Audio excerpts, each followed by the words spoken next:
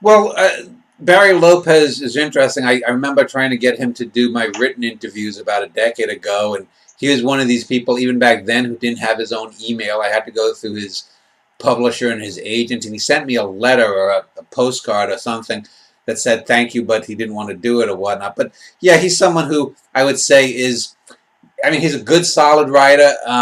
But yeah, there's no doubt he's not in a class with Lauren Isley. Lauren Isley, for science writing, there's Lauren Isley, and then there's number two. You know, you could argue Stephen Jay Gould or Carl Sagan, a few other people like Barry Lopez, nature writers.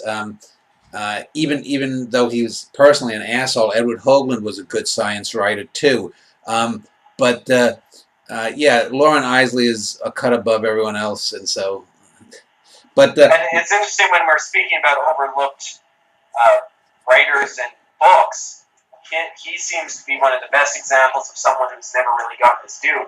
Perhaps he got a little bit of due in his own time, but he doesn't seem to have gotten it afterwards. What do you mean, Isley? He's seen more as just a scientist than he is as a writer. And even though that may be what he was in his own life, he's certainly someone whose best abilities was in words. Well, this is the import of great writers or great artists championing other great artists. You know, I mean, I've talked about George Dickerson. I've talked about James Emanuel. I've talked about Lauren Isley.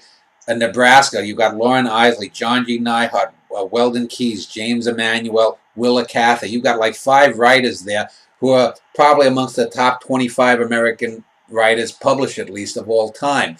And I remember I was telling this to some guy in an email that I wanted to do, maybe it was the Isley show or the James Emanuel show, and he said, well, you forgot to mention Ted Kooser or something like that. I'm like, no, I didn't. Ted Kooser's not in a league. I mean, most people don't even have an ability to see that there's a qualitative difference between Weldon Keys and Ted Kooser. And